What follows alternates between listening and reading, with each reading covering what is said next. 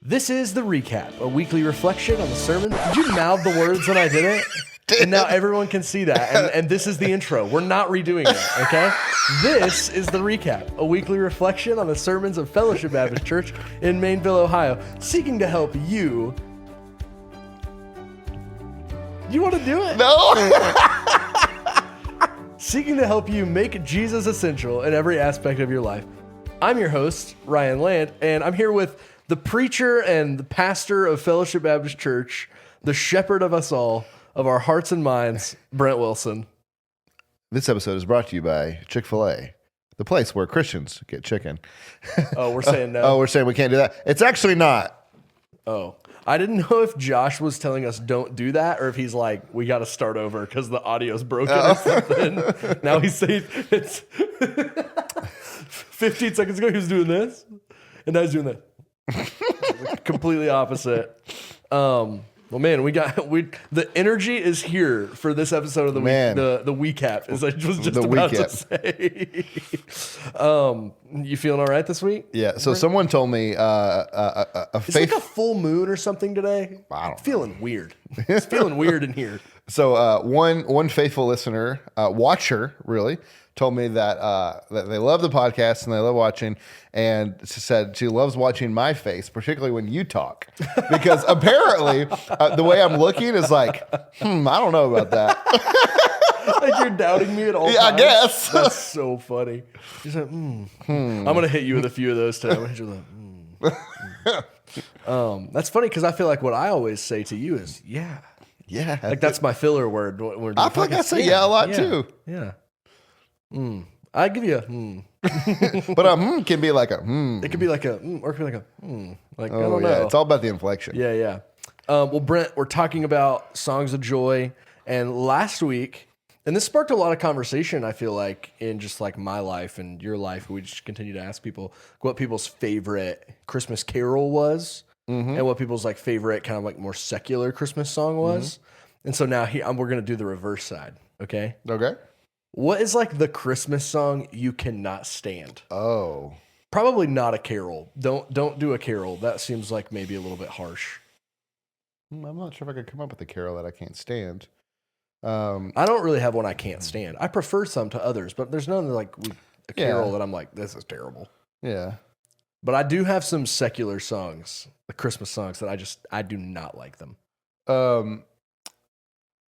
Yeah, that's certainly true. I'm trying to think about them. My kids are not going to like this answer. Uh-oh. But I don't really like the 12 Days of Christmas song. Oh my gosh. There's only so many times I can go. So annoying. 5 golden rings. But like the fact that you have to do it all every time is exhausting. Yeah. That's why the Reliant K version is the best version. Well, that's the one we listened to, but they cut it up with like Yeah. bridges or like they have a chorus in there. Yeah. And they also like do some different stuff on each one. Sometimes they won't sing it; they'll just hum it.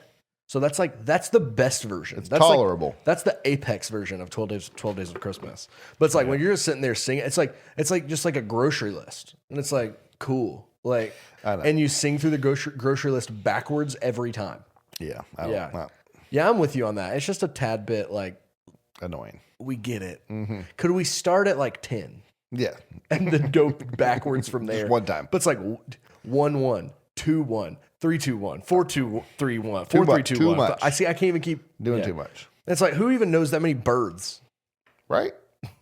What's a partridge? What's a pear tree? I don't know. Please don't ask me. Any others you can think of? More modern ones, maybe? I mean, I really don't care for like I'll Be Home for Christmas. I don't. What?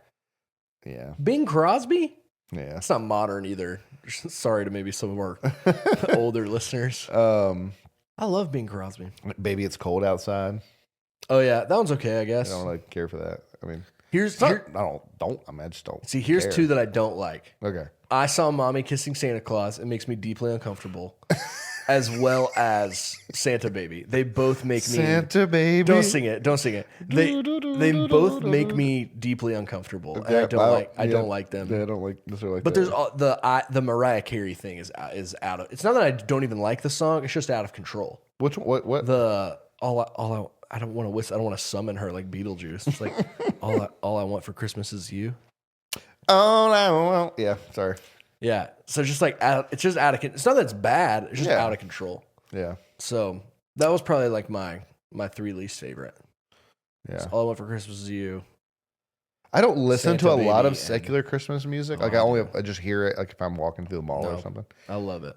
I just basically listen to Andrew Peterson on repeat. Behold the Lamb. You should listen to, and our listeners should listen to this, and then after this, they should listen to the Gospel Coalition puts out an Advent playlist every year, and so it's really good this year. I've been listening to that a lot, and it's really good. It's a lot of people you've probably never heard of, but all the music is very interesting. I think it's really from that playlist a year or two ago. We were listening to, I think it's "So Come Let Us Adore Him." There's this great verse I'd never heard before, and it just has this line. I don't remember the other lines in this verse, but it's like, "Begotten, not created." Oh yeah, Begotten, not created. Yeah. Oh, I like that because Jesus was begotten, not created. not created. And that's why I like that God the Son song we've been singing. Oh yeah, super theological. So Christological. I love it. Well, all right, let's talk about Zechariah. Yeah, man, I was so tempted. I wanted to just be like, "Hey guys, I'm gonna call him Zach the whole time." I'm just gonna call him Z. Z, Zach, but it's not even Zach. It's Zech, Zach, isn't yeah. it? Z-E? Is no, it Z-A, Z-E? it's Z-A. Z-A. I'm glad you said that because I would have said Zechariah this whole time, and it's Zachariah. Oh yeah, I literally have it typed right here. Great. The note's super helpful. Let's talk about Zach's song. I thought you were going to say you were going to tempted to go up there and just be silent the whole sermon. Just sign. Just sign and write on a whiteboard or whatever. But first, let's talk about one of the things I thought was really interesting in your sermon, and also just maybe through the whole series is going to happen. No pressure, but it's like the relationship between, because these two songs are literally like back to back, the Magnificat and the Benedictus. So how are they like related to each other? How are they similar? How are they different? And what can that like teach us from their similarities and differences? Well, I brought out a couple of things that That's what's prompted the question. yeah, I don't know if I've thought deeply about this question. They're both broad, like they're talking about what God is doing in the world. They both also personal, what God is doing in them, particularly their life.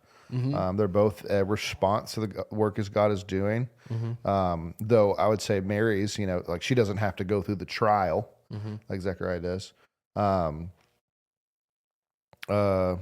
I'm not really sure how I would say they were different necessarily. Well, I think one thing about that is like you have Mary talking in like the present perfect, like this thing has happened, this thing. Oh yeah, or I guess in the past tense, really, not in the present tense. Right. And Zechariah's song is not like that. And there was also like your fear point, right? Is that Mary is saying to fear God. No. Yeah, his mercy is for those who fear him. Yeah. And Zechariah's is that we might serve him without fear. Yeah, that's true. Yeah. For sure. Here's an interesting thing. Most likely, both of these songs were written after the What do you fact, mean? like they were written later. That they weren't necessarily, especially Mary's, was probably written by them later on, and Luke is inserting it. Fascinating. At that point, because like Luke's like not an eyewitness. right? Luke is going. He's a doctor. He's going around. He's getting all the eyewitness testimony, and he is compiling this narrative for Theophilus. Oh wait, here's a fascinating theological question before you continue. Okay. Theophilus, real person, not a real person. I think real person. Oh, I don't think so. Yeah. I can't remember if I've looked into that much. Because his name just means lover of God. And so almost that, like those who are reading this are Theophilus, like lovers of God. Yeah, maybe. That's the position I take, but I don't have a position. Okay. I have not thought about the question. No, take the contrary position. Let's argue. I don't know anything to argue about. I'm just kidding. Okay, so he's writing it. Yeah. And so it's and really all the gospel accounts are like this, right? Like you see how things aren't in the same order. Mm-hmm. Right? It's because the author actually is writing, not just Well, writing like, a straight biography. It's like Matthew, because those didn't exist. Ish. So you got Plutarch, who's starting to write biographies before them. What year is that? Probably 100 years, or maybe it's contemporary. That's it's what I would right say. It's in like there. that's what I would say. Is Plutarch's? It depends on when you believe the Gospels were written. Yeah. Plutarch is like either contemporary or right after them. And so that's interesting. That's just an interesting historical point. How many Plutarch readers we got out there? Shout out my Plutarch heads. My Plutarchians. Yeah. But so like like what you're saying, like Matthew is structured not chronologically, thematically. And John's the same way. Yes. Like in John, there are 2 cleansings of the temple. And all the other gospels, there's 1. Yeah. And some of them have story. Like some of them share stories, but like some of them don't. Like think about the prodigal son is only in John. Yeah. Or Luke. It's only in Luke. Only in Luke. And so like each writer is like has this kind of overarching theme or point, and they are inserting the sort of things that help them drive that aspect home. Yeah. And so like from a hermeneutical standpoint, like the study of the text standpoint, it is interesting, I think, just to think about, like, not only did this, we're not saying this didn't historically happen, right? Like Mary wrote this song or sang this song at some point, but like Luke inserted it here for a particular he has a particular purpose as the author. Yeah. Right. And so he's putting that song and the Zachariah song close to each other for a hermeneutical purpose, right? And I do think, like you mentioned, this is like to the contrast of Mary as the willing servant who is uneducated, a woman who just visited in her house, versus the educated priest, like respected religious leader who gets a visit in the temple. Yeah. And him doubt is almost like a precursor to Jesus's entire ministry. Oh, that's true. It's like this is actually showing us what the Messiah is going to do. Yeah. And it's not to, rally the troops, but it's to say, hey, I'm, like you mentioned this, like gentle and lowly in spirit. I'm here for the meek. I'm here for the humble. The shepherds. Yeah. Well, yeah. Next week. Spoiler alert. And so I do think that is like a interesting relationship between those two, between these two songs. Anything else like just about kind of the broader before we get into the actual content of the sermon? Well, so we talked a little bit about this earlier. You asked, are they really cousins? Oh, Nathan texted me this during the sermon, and I almost could not pay attention because I was like, I gotta know. Because of course they're cousins. Every Christmas play you've ever seen, they're cousins. Yeah. People call John the Baptist Jesus' cousin all the time. Yeah. And I mean, the text says aunt or something, right? I can't remember that. No, it says cousin. Cousin, yeah. But the Greek word just means relative. Your kinsman, kinsfolk. Yeah. She's kin. Yeah. For our southern people. Yeah. So in our just quick little Google searching, trying to figure this out. And here's why it's confusing first before you is because Zechariah, a priest, probably a Levite. No, is a Levite. And then it says Elizabeth is from the daughters of Aaron, Levite. But Joseph and Mary are both from the tribe of Judah. Right. So descendants of David. So they can't be they can't be first cousins because their family tree actually split way further up the line than their parents. But so they can't be cousins on their father's side. They can be cousins on their mother's side. But not Elizabeth, because Mary can't be from the tribe. No, that's what because the tribe follows the father, and so Elizabeth's dad could have married someone from the tribe of Judah. I'm just saying it has to be a generation up. Oh yeah. It can't. It's actually not Mary and Elizabeth. It's before them. Right. Yeah. It's actually Jesus's. Never thought about this. Jesus's grandparents Oh, weird. That's crazy.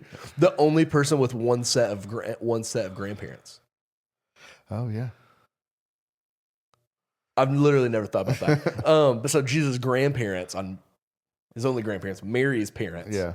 and Elizabeth's mom may have been sisters who married into. Yeah. And we don't know. He could be first cousins, second cousins, whatever. Yeah. But they're first cousins twice removed. Could be. Whatever that means.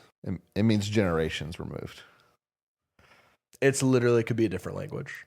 People have tried to explain this to me several times. I have an aunt. She's just my regular aunt. Uh-huh. No removed. I don't think aunts can be removed. You can have a great aunt, but not removed. Well, I think this aunt is great, but she's tried it. She's like real into genealogy. She tried to explain it to me before, and I'm like, my eyes just glaze over. Like, I'll talk about the hypostatic union, but as soon as someone says removed in terms of the family tree, I'm just like, I think I can help you in one sentence. So your first cousin, whoever your first cousin is, okay, if they have a kid, yep, that kid is still your first cousin, but they're once removed, a generation removed. No, that's he said no. That's my nephew or something. Like, I'm not calling my cousin's kid my cousin. They are once removed. No. That just feels wrong. You know how stuff just feels wrong? Yeah. That's one of those things. Okay. Okay. Well, let's talk about your three he said no. Let's talk about your three subpoints. You called this a song of second chances, a song of blessing, and a song of hope. And so let's go through. I can't get past it. Let's go through those. Kind of unpack those a little bit for people. I think especially I'm going to spend a lot of time on the second point because I think that had some sub points that are helpful to sort of go through. So first, a song of second chances. Set up. Obviously, we understand why. In this case, it's a second chance because he's doubted. He's removed the speech, potentially the hearing from Zach. Zachariah, I can't do it from Zachariah, and so now this is his new chance to affirm the promise of God. And so, unpack that a little bit for us. Tell us about why is that important? How do we see that related in the song? All those things. Yeah. So he's got he blows it at the beginning, and I love the way it contrasts. Mary and Zachariah saying the exact same phrase. How can this be? With two very different responses. The text does not give us any indication as to why they are treated differently, so we can only infer. And the inference would be that presumably Zachariah is asking from a place of doubt, a place of skepticism. Well, and he kind of like justifies it. His questions like, because I'm old and my wife's old. Oh, yeah. And you think about Zachariah's life, like they've been trying to have a kid for a long time. They've been praying for that, hasn't come, and so he's kind of probably written it off like it's not going to happen. And so coming from this place of skepticism, whereas Mary asks the same question, but she gets actually an answer, and her situation is actually harder. Yeah, right, because she's going to be with this virgin that gives birth, and so presumably it's because she believes she's just asking from a place of, all right, God, cool, but like, how's that going to happen? Yeah, I'm in. Just tell me. Just walk me through. Yeah, I'm just curious. Give me steps. I don't need to know. I'm just curious. So presumably that's the case, and so she doesn't have to go through the trial, but Zechariah does, and God uses moments of difficulty, of suffering, of affliction, to draw us to Him. I read this quote, and in it, it talks about like the person who's in the bad situation is the person who in the affliction turns their back on God. And so like those moments are actually meant to make us run toward Him and embrace Him. And so the outcome is either we become better or bitter. We either turn our back on God and bitter. God, why would God let this happen to me? You can think about people. Gosh, so many people in life who. Why would God take this person away from me? Why would God make this bad thing happen to me? And they turn their back on Him. But the intention of God is, hey, you're actually heading down a path that is destructive, harmful, or away from me, which is destructive and harmful. And I'm sending this this difficulty so that you will turn to me, run to me, embrace me, and then find life. And you'll become more holy from it. You'll become more trusting. You'll become all these things. And so that's what he's doing. And Zechariah embraces that. And when his second chance comes to be obedient, everyone else is like, yeah, of course you're going to name him Zechariah. Of course, Elizabeth's crazy. Why wouldn't you name him Zechariah? And he says, John is his name. And so just as clear obedience. And I think you think about 9 months, not being able to talk, maybe not being able to hear, and just the silence and solitude and reflection, all the commentaries that I read talked about, like, he probably learned more about himself and about God in those 9 months than ever in his life. And so when the time comes, he's obedient, and then is just able to respond in this prophetic way. Yeah. And I think it's just like important to remember like how much of a oral culture they're coming from. Like every like speech is so important in like the Jewish the Jewish world, right? And it's like probably even like more important than we talk about like the written word a lot, but the reason they memorized so much scripture is so they could speak it and hear it. And so it's like, it's not just like this, hey, I'm going to take this like arbitrary, trait. But it's this thing that's like almost kind of central to their culture that he's removing. And one thing you said that I think is so helpful in thinking about this particular trial is that it's actually an image of God and his work in the nation, in the nation of Israel to this point. It's like there's going to be silence in this preparatory time, and then I'm going to speak again. Yeah. And so it's like I think that's a really powerful picture, not just for Zechariah, but also for for now that we get to read it for the people then. Yeah. To see like, hey, this is actually just God showing us in a picture what he's planning to do. It's a microcosm of what's actually going on globally, that God has been silent, which is going to be followed up by the one who's come to prepare the way. Yeah, for sure. The voice crying out. Yeah. Anything else on second chances? We all get them over and over and over again. Yeah.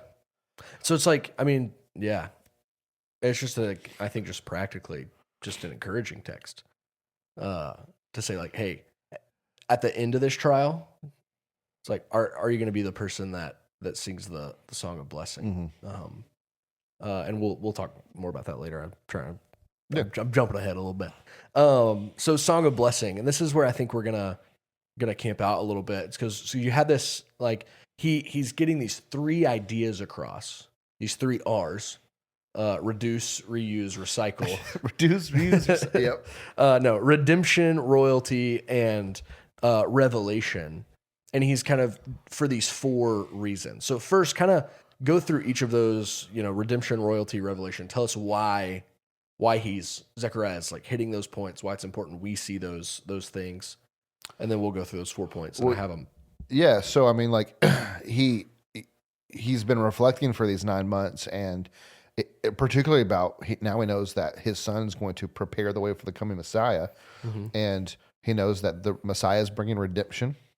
He knows the Messiah is going to be royal. He's coming from the line of David. He's going to be the king, long-awaited king, and that these prophecies that he has memorized and known and longed for and thought about are coming true in his lifetime. And so, in his meditations and his reflections in this time of solitude, Bible comes out, theology, doctrine comes out, particularly connected to the hope, his hopes, the nation's hopes, the world's hopes. And so, yeah, I do think you talk about the redemption point. One thing that is you mentioned when you're talking about royalty, you mentioned my sermon in Psalm 2, and one like similarity I saw between this and that Psalm is the deliverance, like talking about God as the deliverer from evil, deliverer from the enemies, and how that like holds, I think, some weight for us. But to be an Israelite, like who's being oppressed by an enemy, to hear like that being prophesied about God, like being to be delivered from enemies, delivered from, Yeah. is like so tangible. It's like so palpable for them. Is just like it's hard to like capture how big of a deal that is Yeah. to describe God that way. Yeah. But then also, you talk about foreshadowing what's to come. It's like, Yeah, but that's actually the enemy you think is Yeah. your enemy is not actually your really enemy. yeah, And so like that's got to also be like jarring. yeah. No, and that's kind of the problem with the people of Jesus's day, the religious, particularly the religious people, is like they can't see past the fake enemy to see the real enemy. You know, it's like Paul talking about we don't wrestle against flesh and blood. It's like they're only seeing the temporal fight, Right. when actually the Messiah is coming to not just win some temporary war between the Jews and the Romans. He's here to conquer sin and conquer death, these eternal enemies. And so, like, while in one way it was more palpable to them, it actually is like it should be just as real to each of us, because there's not a single one of us that's going to be untouched by sin or death. Yeah. Man, I feel like that's a word we need for today too. Oh yeah, I think it's like, man, we can get so fixated on our temporal enemy, or some political thing where it's like, oh, we gotta win, whatever, and it's like, y'all are looking way too short-sighted. yeah, And you're not seeing the real enemy and the real work that needs to be done. for sure. Just curious, why revelation? So royalty, that one's clear, right? Like he's the king, he's the horn of David. Is that what he says? Horn of salvation. Horn of salvation. It's the house of David. Yeah. Redemption. But what's the revelation? Well, the prophets have spoke of these things, Okay. right? And so it's like everything that's been said is now coming to pass. Okay. And so God's promises are true. They're coming true in my lifetime. God's faithful to do what he said he's going to do. Yeah. That kind of thing. Cool. So then you kind of give these like 4 reasons. And so we're dancing around some of them. So like the first one is that, well, he's saying these things because we should be saved from our enemies and from the hand of all who hate us. So that's kind of what we've already been talking about, right? But not just the Romans or the pagans or the Babylonians. It's interesting, and this is kind of one of the hard parts in interpreting this, is like, if he writes this when Jesus is in utero, maybe he's thinking of the Romans. If he writes this after the resurrection, maybe he's actually thinking the enemies of Satan, sin, and death. Yeah. And so when you write, Yeah. And it's interesting, like, did Zachariah understand yeah. during Jesus's ministry? You know, it's like, we don't know. We don't have. Well, you think about how John struggles. Oh, for sure. Right? John's in jail and he's doubting. He's like, hey, is he actually who he said he's going to be? Yeah. And Jesus sends word, tell him that the dead are raised, the sick are healed. Yeah. And so it's like, maybe he did write it with the Romans in mind. Yeah. And then it actually turns out to be something, and that happens all the time. Oh, It's all like the time throughout the Old Testament. Old Testament, yeah. There's this idea that the biblical writers are writing greater than they know. And it's not like sometimes when they're writing something that's either prophecy or not even intended to be prophecy. We'll just use Genesis 3, right? When Moses is writing about the snake's head being crushed, he doesn't fully understand what that means. Yeah. And when we talked about David and Goliath last week, when Samuel's writing about David and Goliath, he doesn't necessarily understand. But he's like, man, it's a good detail To talk about the snakeskin armor? Snakeskin armor. Yeah. To talk about the scaled armor. And so he's writing, just here's what happened, here's how it's culturally significant at the time or whatever. He doesn't understand all the full implications, but the divine author who's inspiring Samuel to write or whoever to write does get that. And so, Yeah. The second point is like he says this, like it's God showing us mercy. So talk about that. Talk about God's mercy, particularly in Advent. I think. Yeah. I think, and I like the phrase, the tender mercy of God. That's been stuck in my mind all week. But I do think, we talk about what are the blessings, and when we think, hey, if we ask somebody, hey, what are your blessings? Man, so many things are going to come out about, I'm healthy, my family's healthy. I'm healthy, wealthy, and wise. Yeah, I've got a job, I've got a car, I've got food. Like we're going to start I'm happy, I've got these things. But should not the probably number one blessing be that I have received the tender mercy of God. And I think so often we assume that, take it for granted, think it's just, I don't know, we just treat it flippantly. And it's like, man, this is actually a really big deal that this. We almost act like it's owed to us in a sense. Yeah. Of course, God will be merciful. Yeah. I go to church every Sunday. Why wouldn't he? But I think we've got to get that Jonathan Edwards view of you are more, what was the word he used? More like, not venomous, like more loathsome. That's I can only think of repugnant, and I was like, I don't think that's it. Loathsome. Yeah. Then whatever spider. Like he. We talked about this last week. But it's the R.C. Sproul. What's wrong with you people? Oh yeah. It's like you are bad. Yeah. And God is angry at you. But yet God has been tenderly merciful. And so, yeah, that needs to be more forefront. It's because we're not preaching the gospel to ourselves. And so we're just missing the actual blessings and assuming them. I think like the particular, when you think about Advent is that like no other major religion does this happen. Does the incarnation happen? Right?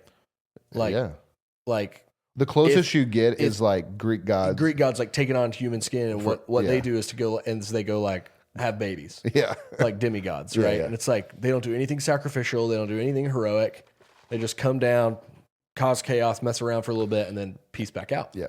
And so to think that the incarnation, right, as the first step of like the final part of God's, it's not the first step of God's plan, but it's like the final piece of God's salvation is at hand, right? To think how unique that is in terms of like a moment in history, but also just as like this does not happen. Yeah. Like we're both reading this book about kind of like the cosmological argument like for God, and he talks about Hamlet doesn't have an idea who Shakespeare is, because Shakespeare did not write himself into the story. Right. Harry Potter does not have an idea of who J.K. Rowling is, because J.K. Rowling didn't write herself into the story. It's not something that happens. But God wrote himself into the story, and not to be the conquering hero, at least at first, but to be the suffering servant. Yeah. And to be like, that's how his mercy is expressed. And so when it comes to Advent, just remembering like the uniqueness of the incarnation, I think automatically kind of primes our heart for worship. Yeah. People try to act like, all religions are kind of basically the same. They all kind of have like the golden rule type thing and like, let's be good. Do no harm. Yeah. But it's like, no. All of you guys say you've got to do all of these things to make it to paradise, the 5 pillars or whatever. But only in Christianity do you have a God who has come down the ladder, entered history, and said, I'll carry you up because you can't make it on your own. Oh, makes me think of Lord of the Rings. I may not be able to carry it. Oh, but I can carry you. Oh, so Samwise. The greatest character in Lord of the Rings. Without a doubt. So yeah, to show us his mercy, and then to remember, I think this goes hand in hand with God's mercy, but to remember his covenant promises, and particularly in this text to Abraham. Yeah. And so talk about that a little bit. Well, it's interesting. That's important. It's like, well, there's a lot of promises to Abraham. To which is he referring? Had many sons. Father, yep. So it's like, you'll be a father of many nations. You've got the 22, this covenant with God that God's making with people that's unconditional. I'm going to keep these promises, even if you're unfaithful. And so the interesting thing is like they thought the promises of God, this is going to be a little bit of a tangent, but they thought the promises of God Love a tangent. Were to Israel. Sometimes we say, oh no, the promises of God to Abraham are for everybody, but they're not. Galatians 3:16. Let's go. Paul says that and this is how important the text is, that Paul says the promises of God made to Abraham are not to offsprings, being Plural, many, yeah, but to offspring, being one who is Christ. And so all the promises of God to Abraham have their yes and amen in Jesus. He is the son that he's referring to. They're all to him. And so we are a beneficiary of those promises by being united to Christ. They're not promises necessarily to us. They're to Christ and then to us through him. Yeah. Can't add anything to that Galatians 3. It's so good. Yeah. And I think helpful in terms, because I think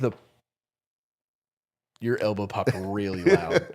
I think the predominant view probably today is that it's kind of for everybody, right? Yeah. That's kind of I don't have data on that. That's just kind of the vibe. No, it feels like that.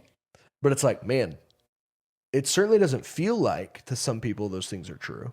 Mm-hmm. And it certainly can't be true to all people. Like so it's like the promises to Abraham, like not everyone is going to be the father of many nations, right? Yeah. It's like, and so like, I don't know how you get which ones are for everyone and which ones are just for Abraham. It's like, I don't know how you get around that, but to say that everything God has promised from A to Z was made manifest in Jesus, right? And no fulfillment is necessary outside of Jesus, right? We don't have to do anything. We don't have to, it's like the reward has been secured, right? The payment is done, and not just in terms of salvation, but in terms of blessing, right? Well, you think about it like this.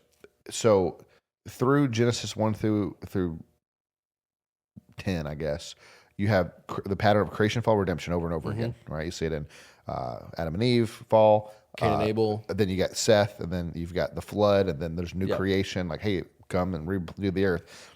Then you have the Tower of Babel. But where is the reconciliation? Where's the consummate? Like, where's that at?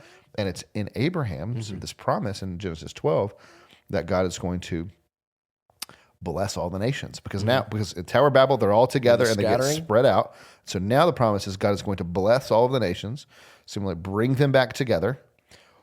Well, it's not Israel who accomplishes that. It's Jesus through the gospel, the church. Revelation 21. And Acts 2. Oh, yeah. In Acts 2, you see Precursor. all these nations coming to Christ, being saved. It's one of the reasons I'm an amillennialist, because when you look at this idea in Revelation, like, when is the millennial reign? What happens during the millennial reign? Well, the gospel goes forth. The nations are no longer deceived.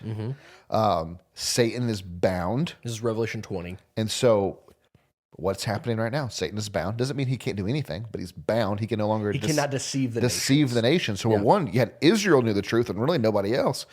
Now the whole world's getting it. And so that's why I'm skipping to Revelation. That's why I'm that. But that's biblical theology, right? That's covenantal theology, right? Yeah. We put all the pieces together from Genesis to Revelation through Jesus. Yeah. And it's one of those not colored by numbers, but it's like you got the dots. Yeah. Like 1, 2, 3, and you do that, and you're like, oh, I see the picture. So for theology, connected all the dots. For theology nerds, I would say it's like dispensationalism makes the error on one side that says, oh no, this is all about Israel. Covenant theology makes the other error that it's like, oh, the church has replaced Israel. And it's like, oh, see, it's actually for all of us. And I think the right answer is what we would call inaugurated eschatology, which is that all of the answers are actually in Jesus, and therefore go to everyone who's in him. Yeah. Not the world, not the Jews, everyone in Christ. Yeah. Some might say the church. Yeah. But distinct from how covenantal people would say it. Yeah. A little different. Yeah. Little bit of nuance. Yeah. That's for the nerds. That's for the Plutarch heads out there. And then lastly, God has done all these things so that we might serve him without fear. That's the last kind of reason you give. Unpack that a little bit. Yeah. It's just interesting, the contrast with Mary, his mercies for those who fear him. And throughout the Old Testament, we see that all the time, right? Like the fear of the Lord is the beginning of wisdom. But now we're to serve him without fear. And so Lewis in Narnia is just the best example of that. And so you talked about he's not a tame lion, but he's good. But what I thought about was Jill when she. I did too. I just didn't have time when she meets him for the first time. Oh yeah, and she's like, "Can I touch you?" Yeah. Can I pet you? Well, no. So she's transported to Narnia, and there's a river, and she's dying of thirst. Oh, that's what it is. Yeah. She's dying and of she wants thirst. to go drink from the river, and but Aslan is crouching. Yeah. On and the she's other like, Can side. I get a drink? He's like, sure. She's like, will you eat me? I don't know. He's like, maybe. He's like, I could. I've swallowed nations. Yeah. And gosh, that's such a. I can't even remember what he says. Yeah. But I just get chills thinking about it. Oh yeah. And eventually she realizes, oh, he's safe. I can go drink, but I better do it carefully. And so that's the tension, right? It's like that's Silver Chair. Yeah. Yep. That's a great scene. And so that's the tension. It's like we have this big God who is terrifying, that when even his angels, his messengers show up, it's like, you don't have to be afraid. I'm not going to smite you. Yeah, hey, right? You're good. But yet he's the kind of God that we get to, like Aslan, run our hands through his mane. We get to go run and jump on his lap. He's the kind of king that we can wake him up. Do lions have laps? No. Maybe, I don't know. Fascinating question. Gosh, I got lost thinking about Narnia. I love getting lost thinking about Narnia. It's like the best way to think about Narnia is just to get lost in it.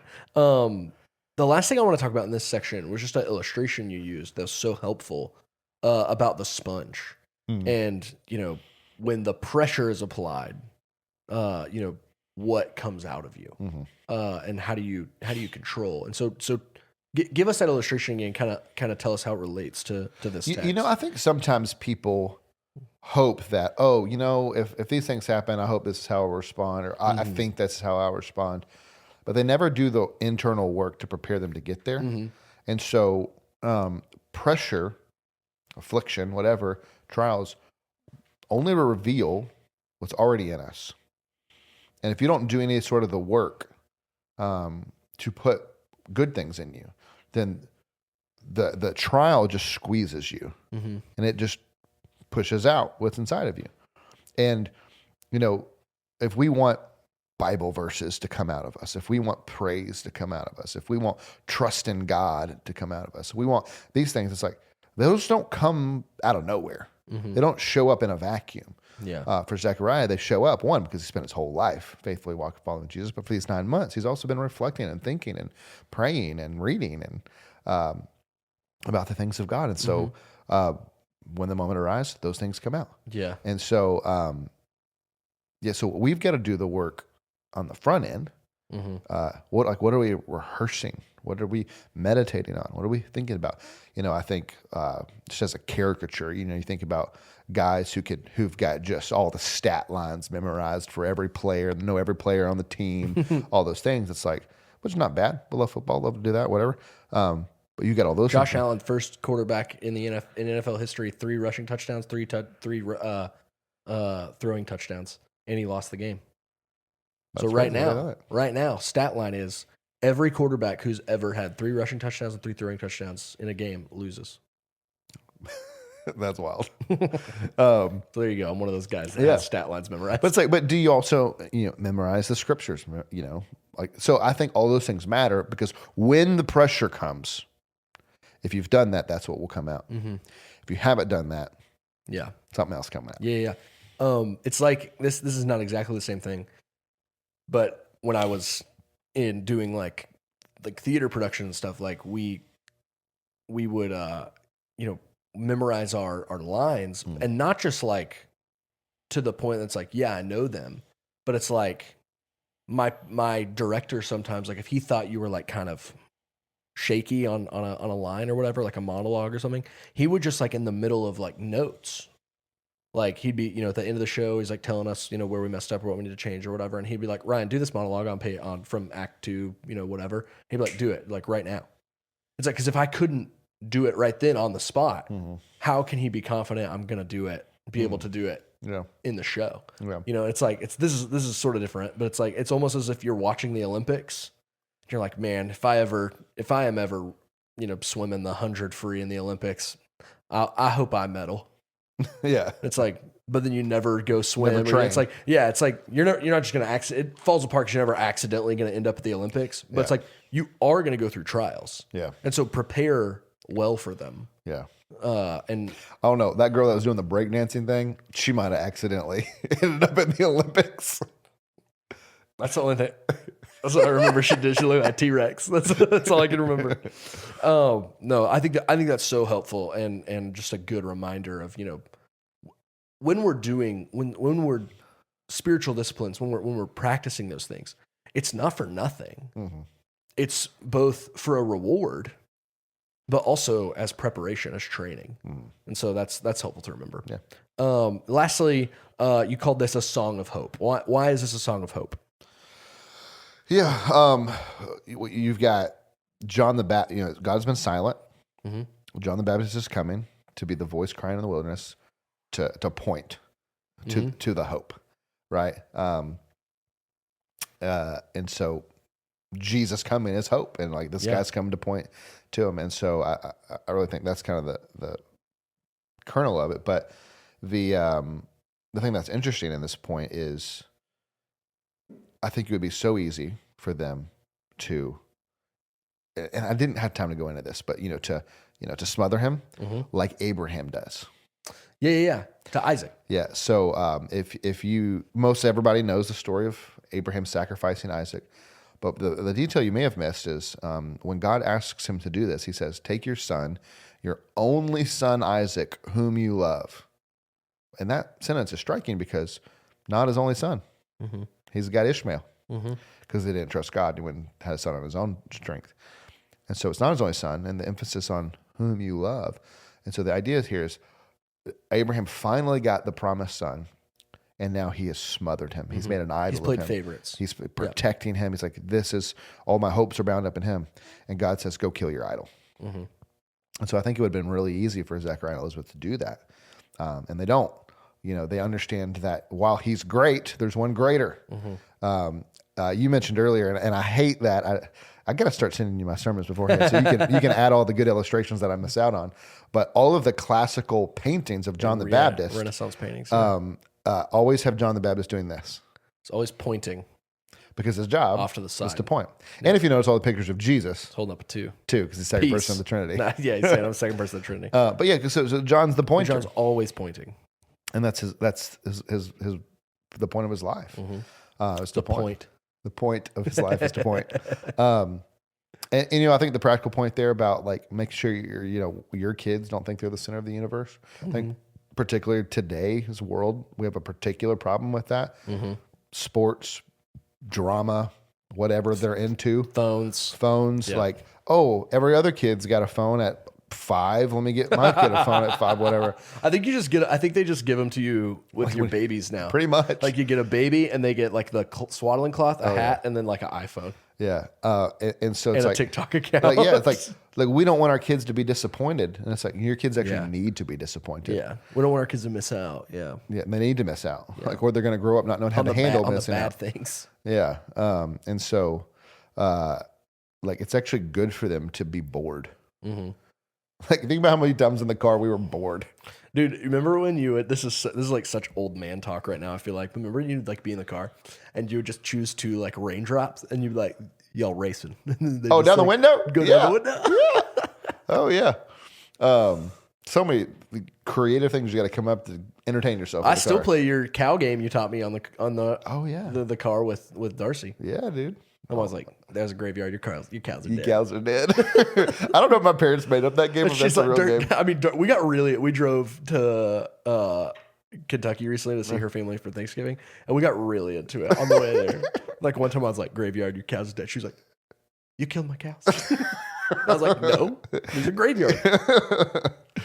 So don't make your kids center of the world, or they'll miss the one who the world really is centered about. And then just John is the pointer, and like John, we should be pointers. Well, it's like I thought you said that, and I thought about this verse in Hebrews, where it's like talks about Jesus being in the priestly order of Melchizedek, and I was like, yeah, we're in the priestly order of John. Like, it's one, because we're Baptists. That's true. But also, that's good. But also because we're all called to be pointers. And we talk about. I just this point really struck me about like us being called to be John the Baptists. It's like, do you think Like this, think about this dude's dad is like religious, not royalty. He's not like a high priest, but Yeah, but it's a big deal. He's of repute. His mom is of repute. You know, he's got this miracle birth that's got all these miracles. Like, do you think this dude wanted to spend his life in camel hair, eating locusts in the desert, eating locusts and honey, being like that crazy guy that like comes around every once in a while? Like, probably not. That's probably not how he imagined his life going. Yeah. But he knew his purpose was to point. Yeah. And so it's like, I think sometimes we think of like John is like this. Yeah, it's like I'm crazy and I'm all in on Jesus or whatever, you know. And he was, but he even had moments of doubt. And so to think like, how far are you going to be a pointer to Jesus? Right? It's like you don't have to go out and be in the wilderness and eat locusts or whatever, but what are you doing? Like, are there things you need to be sacrificing to be a better pointer? Are there things you need to be doing differently to You be a just need better to be pointer? bolder, Yeah. more courageous. Do you need to wear more camel hair? Yes. Sounds itchy. Does sound very itchy. I was about to do a merch plug, but it seems irreverent, so I'm not going to do it. Your hoodie. I was gonna be like, for you I was gonna be viewers. like, not itchy, very comfortable. Catch me in this all the time. So here's We the have thing. and we have extras. When so we you can ordered our order. merch, we said there would be no extras. However, we didn't lie. We somehow changed our mind. Ended up with double the amount of merch. We've got so if you like extras. this, you They're can buy very one. comfy, You can buy one. but there's a limited supply. Limited supply. So hit us up. I was going to do that at the end, but we're pretty much kinda towards at the the end. end. Anything else to say about the sermon? I was thankful that people could hear me better on the new speakers. Ron Gervin blessed my soul when he said, "Man, I have a hard time hearing you, and I never hear anything Darcy says." And then Brent pointed to the speakers, And he was like, "I'm so thankful being a pointer. being a pointer." He was pointing up, and Ron thought he was pointing to God, but it was just the new speakers. Yeah. Man, I will say it was a little brutal at the members meeting on Sunday night. You were talking about people hearing clearly, and then you said, and people being able to hear Darcy clearly. Yeah. And people like amened and I was like, man, they really could not hear Darcy. Yeah, that high frequency. Now, someone did say, I'm not going to say who, but someone did tell me like, we got these speakers, we can hear Brent more clearly now. Well, now we need to get some speakers that'll slow him down a little bit. That's true. I remember when I was 15, I preached like one of my very first sermons, and at the Methodist church my grandparents were in.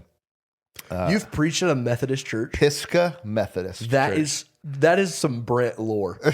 I had no idea. That's hilarious. Yep. Funny story about that. I've preached in Powder Canyon. That's the most extravagant place that's I've pretty preached. cool. There may have been a Methodist there. The point of this story was my grandpa said I did a good job, but I need to slow down. That's my dad's note to me every time I preach. But in this sermon, I was preaching on David and Goliath. And my whole point was about how you are not David. You're not here to face your giants. Jesus is the true and better David who's come to face our ultimate giant. You're Israel. Look to the anointed King David. Look to Jesus to face your giants. And the pastor gets up afterward to pray. And he says, "Lord, help us to be like David and face our giants." And I was like, that dude didn't listen. He did not listen to my sermon. He sat in the back and he slept. He did something. He wasn't paying attention, and he looked like a goober because of it. Did you wear a robe? No. Oh, one of those Methodist church where you wear like a robe. Dang, I'd like to wear a robe that's sometime, crazy. though. That's some Brent lore. That is blowing my mind. All right, well, don't mimic me when I do this. Well, I was gonna say I almost wore a robe this week, sort of. I almost wore a shirt that had a hood on it. Not a hoodie, but like a shirt that has a hood. Like a hoodie? Like, A shirt hoodie. Is that what that's called? No, that's what I call it. Oh, okay. Yeah. So it's kind of like robe-ish. I mean, it's short, but I don't think it's got a hood. I don't think Robes it is have robe. hoods. Not all robes have hoods. No, they don't? No. I guess not. All right. Well, Don't mimic me when I do this. okay, I'll try. Well, thanks for joining us for the recap. We hope this conversation has encouraged you to keep striving to make Jesus essential in every aspect of your life. If you aren't part of our church family, we'd love to meet you on a Sunday morning. We meet each week at 10:30 a.m. For more information, you can always go to myfellowship.church. Thanks for listening. Be blessed.